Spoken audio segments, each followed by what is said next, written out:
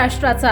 नमस्कार, मी सुद्धा संध्यालाईव्ह मध्ये आपलं सगळ्यांचं स्वागत। MIDC रोडवर वैभव वाईन्सच्या शेजारीच रस्त्याच्या कडेला सुरू असलेला ओपन बारचा प्रकार अखेर पोलिसांच्या रडारवर आला आणि एका धडक कारवाईत संपूर्ण बेकायदा असणाऱ्यांनी घाव घालण्यात आलाय।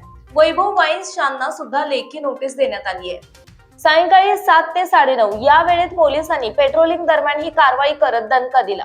संतोष शहा, गुड्डू पान शॉप आणि अशोक लोंढे, मालिक टी टपरी हे दोघे वैभव वाईन्स मधून दारू घेऊन बाहेर पडणाऱ्या ग्राहकांना रस्त्याच्या कडेलाच ग्लास, पाणी आणि इतर साहित्य विकत देत होते।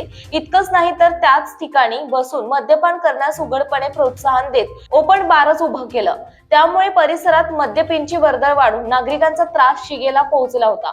दरम्यान आशिष वाल्मिकी हा अंडा भुर्जी टपरी आणि नौशाद मुलानी हा नूर चिकन सेंटर मधून परवान्याविना व्यवसाय करत असल्याचंही उघड झालं।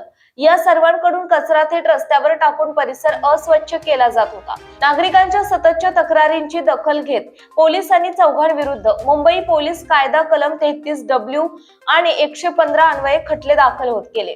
कारवाई दरम्यान संबंधितांची वाहने आणि साहित्य जप्त करून पोलीस ठाण्यात आणण्यात आले असून प्रकरण न्यायालयात दाखल करण्यात आले आहे। पोलिसांच्या या कारवाईनंतर MIDCतील बेकायदा धंदे करणाऱ्यांनी मोठा धसका घेतला असून पुढील कारवाईकडे सर्वांचं लक्ष लागले आहे।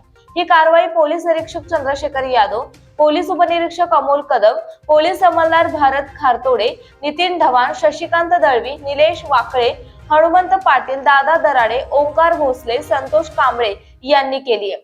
संध्यालाईव्ह साठी प्रतिनिधी कृष्णमूर्ती जगताप, बारामती। ताज्या आणि महत्त्वपूर्ण बातम्या पाहण्यासाठी आजच आमच्या संध्यालाईव्ह न्यूज चॅनलला YouTube वर सबस्क्राईब करा आणि बेल आयकॉन प्रेस करा।